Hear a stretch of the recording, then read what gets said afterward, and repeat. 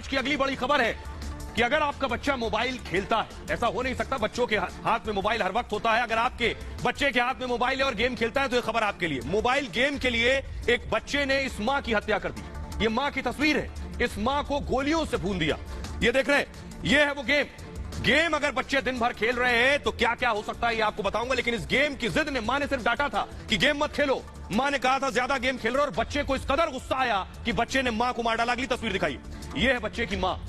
मां ने बड़े अरमानों से बच्चे को पाल पोस कर बड़ा किया। 16 साल का बच्चा, मां ने मोबाइल पर खेलने से मना करा तो मां को गोलियों से भून दिया बेटे ने। बेटे की तस्वीरें दिखाइए जरा, हत्यारा बेटा। तस्वीरें, बच्चा नाबालिग है इसलिए तस्वीर आपको साफ नहीं दिखा रहे हैं। यह है वो बेटा जिसने अपनी मां की हत्या की है। आइए सबसे पहले आपको दिखाता हूं, देखिए जरा कि 3 दिन मां की जो बॉडी है, मां का शव कमरे में सड़ता रहा। कैसे बच्चे ने मां की हत्या की है वो मैं आपको बताने जा रहा हूं। आखिर कैसे बच्चे ने मां की हत्या की, देखिए जरा। ये आप देख रहे हैं कि बच्चा कुछ इसी तरह से गेम खेल रहा था कमरे में। 16 साल के बेटे ने मां की हत्या कर दी। ये जो बच्चा बैठा है इसकी उम्र सिर्फ 16 साल थी। बेटा मोबाइल गेम खेलने का आदी था, आपको बताऊं, और मां बेटे को गेम खेलने से रोकती थी कि बेटा गेम मत खेलो। शनिवार की रात को हुआ क्या कि मां ने एक बार फिर बेटे को गेम खेलने से रोका। रोके जाने से बेटा नाराज हो गया, भड़क गया। इस कदर नाराज हो गया कि रात को 3 बजे मां जिस वक्त गहरी नींद में सो रही थी उस वक्त बेटा कमरे में घुसा, अलमारी के पास पहुंचा और अलमारी से पिता की जो पिस्टल थी अलमारी में, वो पिस्टल निकाली बेटे ने पिता की पिस्टल से मां पर ताबड़तोड़ गोलियां दाग दी। सोते वक्त 3 बजे रात को बेटे ने पूरी मैगजीन पिस्टल की मां पर खाली कर दी, पूरी मैगजीन। हत्या की रात घर में छोटी बहन मौजूद थी और बहन को मां के शव के साथ कमरे में बंद कर दिया इस 16 साल के लड़के ने। 3 दिनों तक लाश को छिपा कर रखा कमरे के अंदर। रविवार को बेटा दोस्त को घर लेकर आया। उसके बाद सोचिए, घर लौटकर ऑनलाइन खाना मंगवाया बेटे ने। खाने के बाद रात में लैपटॉप पर मूवी देखी। सोचिए, मां का शव कमरे में पड़ा था, उसी कमरे में छोटी बहन को बंद कर रखा था, लेकिन बाहर बेटा ऑनलाइन खाना भी मंगवा रहा था, गेम भी खेल रहा था और मूवी भी देख रहा था। दोस्त ने बेटे से उसकी मां के बारे में पूछा, तो दोस्त ने जब मां के बारे में पूछा बेटे से मूव कीजिए आगे, बेटे ने बताया कि मां घर पर नहीं है, मां तो दादी के पास गई हुई है। उसके बाद बेटे ने कहा दादी की तबीयत खराब होने की झूठी कहानी भी दोस्त को सुना दी। सोमवार के दिन एक और दोस्त को बुला लिया। अगले दिन शनिवार को मां को मारा है, देखिए, रविवार को एक दोस्त को बुलाया, सोमवार को दूसरे दोस्त को बुलाया। मां की बॉडी अब तक कमरे में है। दोस्त के साथ बेटे ने खुद खाना भी बनाया, सोचिए। उसके बाद ऑनलाइन अंडा करी भी मंगवाई है। मां का शव कमरे में है और बेटा बाहर अंडा करी खा रहा है। सोमवार तक शव सड़ने लगा मां का। 3 दिन हो गए थे शव को रखे हुए। शव इतना सड़ गया कि शव से बदबू आने लगी और पूरे कमरे में बदबू फैल गई, पूरे घर में। बेटे ने रूम फ्रेशनर से बदबू को हटाया और मंगलवार यानी शनिवार को मारा। रविवार, सोमवार, मंगलवार की रात को उसने क्या किया, पिता का वीडियो कॉल आया। अब देखिए क्या करता है। पिता का वीडियो कॉल आया, पिता को बेटे ने मां का शव दिखाया वीडियो कॉल पर और पिता को बताया कि बिजली मिस्त्री आया था, उसने मां का मर्डर कर दिया है। पिता ने तुरंत एक रिश्तेदार को सूचित किया और उसके बाद फिर पुलिस आरोपी लड़के के घर पहुंच गई। आइए अब मैं आपको दिखाऊं, पुलिस घर पहुंच गई, लेकिन वो बेटी 3 दिन से मां के कमरे में बंद थी। उस बेटी की तस्वीर मैं आपको दिखाने जा रहा हूं। ये बेटी की उम्र सिर्फ 10 साल है। बेटी, ये उसके घर की तस्वीरें हैं। इसी बेटी को कमरे में बंद किया था। ये वो घर है जिसमें मर्डर किया गया है मां का। अगली तस्वीर दिखाइए जरा। अगली तस्वीर मैं आपको दिखा रहा हूं, ये है, देखिए, यमुनापुरम कॉलोनी। ये इस घर की तस्वीरें मैं आपको दिखा रहा हूं। इसी घर में बेटे को मां ने डांटा, गेम मत खेलो, तो बेटे ने मां पर गोलियों से पूरी मैगजीन उतार दी। अगली तस्वीर दिखाइए। जब पुलिस पहुंची, ये देख रहे हैं, पुलिस को सूचना मिली तो पुलिस मौके पर पहुंची और पुलिस जब पहुंची तो हालत देखिए, घर में इतनी दुर्गंध थी मां के शव की। अगली तस्वीर दिखाइए। इतनी दुर्गंध थी कि जब पुलिस पहुंची तो ये देखिए, मुंह में कपड़ा बांधे हुए, सांस लेने की हालत में नहीं था पूरा घर। सांस नहीं ले पा रहे थे पुलिस वाले, मुंह पर कपड़ा बांधकर घर के अंदर घुसे पुलिस वाले। अब सुनिए जरा एडीसीपी कासिम सिद्दीकी जो मौके पर पहुंचे थे, उनका क्या कहना है, सुनिए। जो प्रिलिमिनरी जो इन्वेस्टिगेशन है हमारी, जो पूछताछ, उससे पता चला है कि ये लड़का जो है ये पबजी गेम का ये एडिक्ट था और इसकी मां इसको गेम खेलने से रोकती थी, जिससे क्षुब्ध होकर के इसने इस घटना को अंजाम दिया है।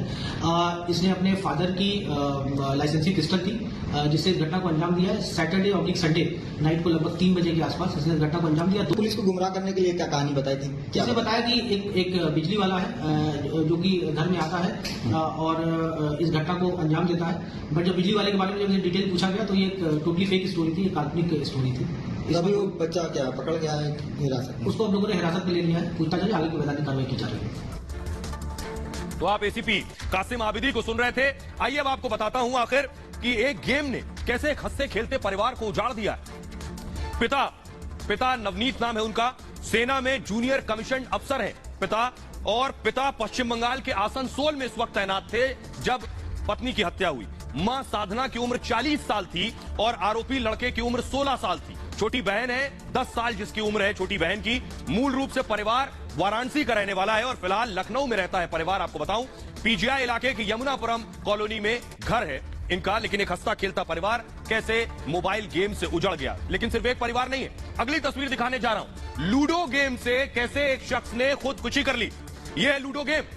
ये गेम भी अगर बच्चे खेलते हैं तो क्या कोई खुदकुशी कर सकता है। अगली तस्वीर दिखाइए जरा। ये लड़का है, इसने सुसाइड कर लिया। लूडो खेलता है मोबाइल पर, सुसाइड क्यों किया, लेकिन बाकायदा एक चिट्ठी लिख कर गया। अगली तस्वीर दिखाइए जरा। वो लेटर जो सुसाइड लेटर है, ये देखिए, ये सुसाइड लेटर है जो इस लड़के ने लिखा है अपनी जान देने से पहले। आखिर कैसे एक बच्चा अपनी मां की हत्या कर देता है गेम की वजह से, एक बच्चा खुदकुशी कर लेता है इसी गेम की वजह से। देखिए जरा कि आखिर हो क्या रहा है। लखनऊ में बेटे ने मोबाइल गेम खेलने के लिए अपनी मां की हत्या कर दी तो मध्य प्रदेश के इंदौर में ऑनलाइन लूडो गेम के कारण एक लड़के ने आत्महत्या कर ली। इंदौर के आजाद नगर इलाके में अपनी बहन और बहनोई के साथ रहने वाले बसंत नाम के युवक ने फांसी लगाकर आत्महत्या कर ली। एक निजी कंपनी में काम करने वाला बसंत पैसे लगाकर ऑनलाइन लूडो गेम खेलता था और धीरे धीरे उस पर 17,000 रुपए का कर्ज हो गया। बसंत ने कर्ज ब्याज पर ले रखा था और अंत में इसी कर्ज के तनाव ने बसंत की जान ले ली। फिलहाल आजाद नगर थाना पुलिस पर पूरे मामले की जांच कर रही है और छानबीन के दौरान पुलिस को एक सुसाइड लेटर भी मिला है। आपको बताऊं कि सुसाइड लेटर में मौत की वजह लिखी हुई है। बसंत ने खुद को मौत का जिम्मेदार बताया है। अपनी इच्छा से आत्महत्या की बात लिखी है इस लेटर में। सुसाइड लेटर में कर्ज का भी जिक्र किया गया है। बसंत को ऑनलाइन लूडो गेम की लत थी। लूडो गेम में बसंत पैसा भी लगाने लगा था और हारते हारते बसंत पर काफी कर्ज हो गया था। बहनोई ने बसंत को समझाने की भी कोशिश की। अंत में बसंत ने खुदकुशी कर ली। लेकिन अब एक बड़ा सवाल है और बुनियादी सवाल है कि आखिर बच्चे, अगर आपके बच्चे भी गेम खेलते हैं तो अब जो मैं आपको बताने जा रहा हूं बहुत जरूरी है। मोबाइल पर हर वक्त गेम, घंटों गेम, बिना वक्त देखे अगर गेम खेलते हैं तो आपके बच्चे पर भी इसका बहुत गहरा और बहुत घातक असर पड़ रहा है। अब आप कैसे पहचाने कि आपके बच्चे को मोबाइल पर गेम खेलने का असर हो रहा है, यह मैं आपको बताता हूं।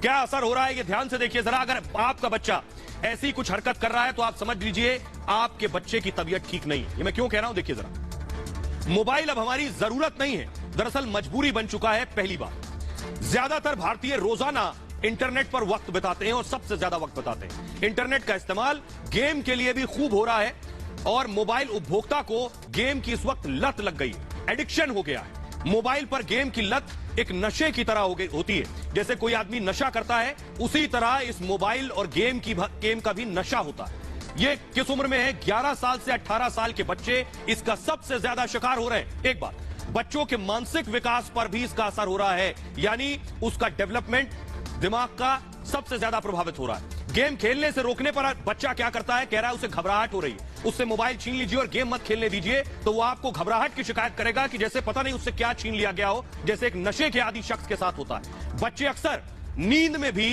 गेम के सपने देखने लगते हैं। वो इतना गेम खेल रहे हैं कि उन्हें सपनों में भी गेम आ रहा है। ज्यादा गेम खेलने वाले बच्चे अकेले में रहने लगते हैं। माँ बाप से अलग, परिवार से अलग, दूर अकेले में एकांत में बैठकर गेम खेलते हैं और उनकी आदत हो जाती है अकेले रहना, एकांत में रहना, सारी एक्टिविटीज बंद हो जाती हैं। घंटों गेम खेलने वाले बच्चे चिड़चिड़े हो जाते हैं, उन्हें गुस्सा ज्यादा आने लगता है। पढ़ाई और काम पर भी इसका सीधे सीधे असर पड़ने लगता है।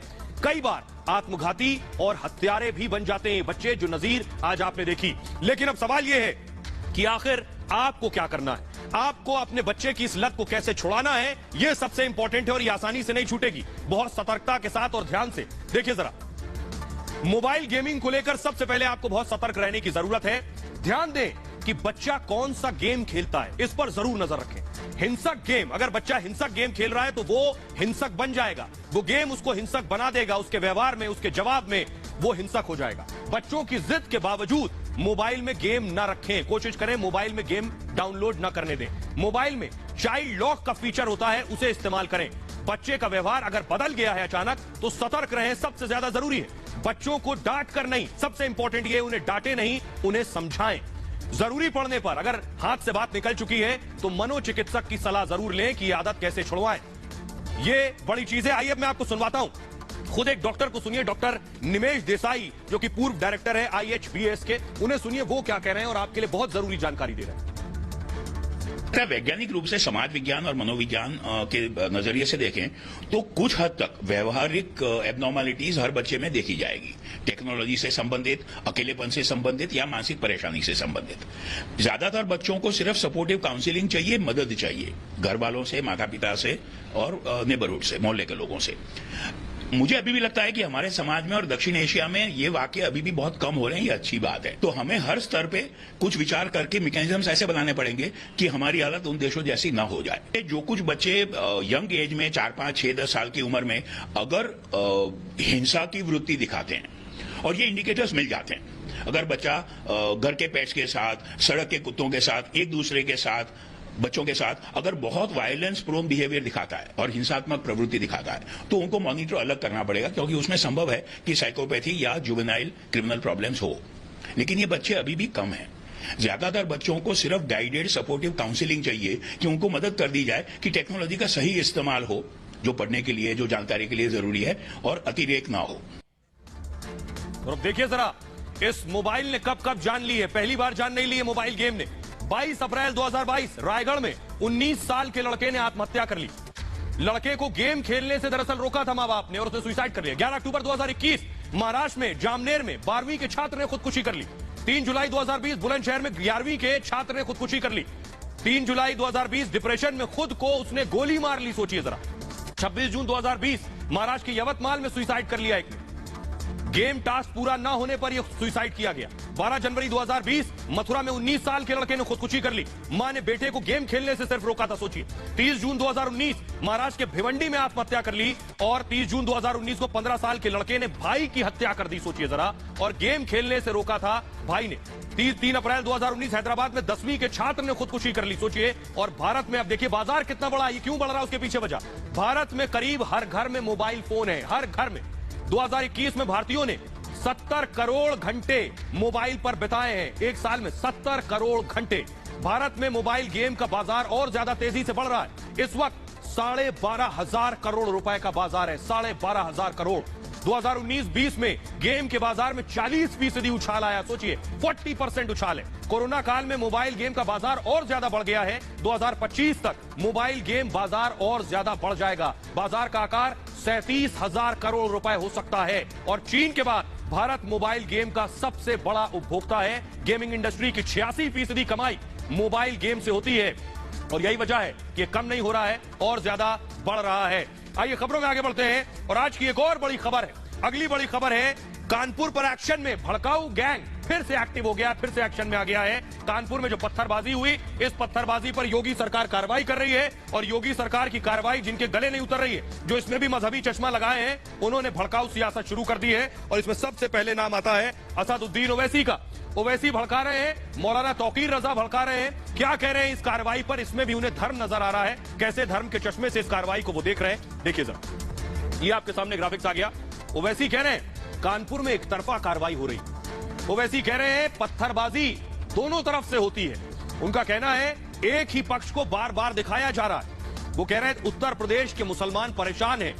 इसके अलावा योगी की जीत के बाद ठगा हुआ महसूस कर रहे हैं। सोचिए जरा। वो कह रहे हैं कानपुर में मुस्लिमों को निशाना बनाया जा रहा है। साथ ही साथ तौकीर रजा कहां पीछे रहने वाले, ये दूसरे भड़काऊ भाईजान है। तौकीर रजा को इस वक्त बुलडोजर का डर सता रहा है। तौकीर रजा ने कहा कानपुर में एक तरफा कार्रवाई हुई है और बुलडोजर जज है तो अदालत खत्म कर दें। तौकीर रजा का कहना है ताली एक हाथ से नहीं बजाई जाती, उन्होंने कहा, लेकिन पत्थरबाजों के खिलाफ कुछ नहीं कहा। प्रधानमंत्री को अपनी चुप्पी तोड़नी होगी। अब जरा दोनों कानपुर में एक तरफा कार्रवाई हो रही है, दोनों भड़काऊ भाईजान को सुनिए जरा।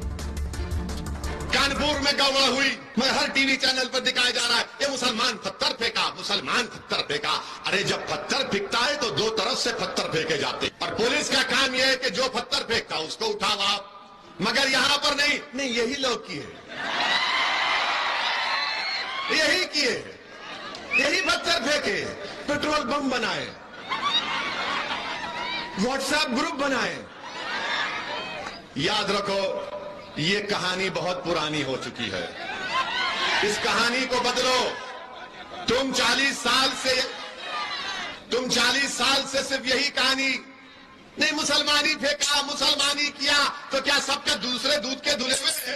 बुलडोजर अगर जज है तो फिर अदालतों को खत्म कर दीजिए। मैं इन तमाम चीजों के लिए कानपुर भी जाने का मेरा इरादा है। मैं जल्दी कानपुर भी जाऊंगा और वहां लोगों से मुलाकात करूंगा और मैं हुकूमत से भी अपील करता हूं, डीजीपी साहब से भी मुलाकात करूंगा, उनसे भी ये अपील करूंगा कि न्याय होना चाहिए, अन्याय नहीं होना चाहिए जिसने अपराध किया है। क्योंकि ताली एक हाथ से नहीं बजती है, लेकिन एक हाथ को वहां पर हथकड़ी पहनाई जा रही है, दूसरा हाथ आजाद छोड़ा हुआ है, ये अन्याय है।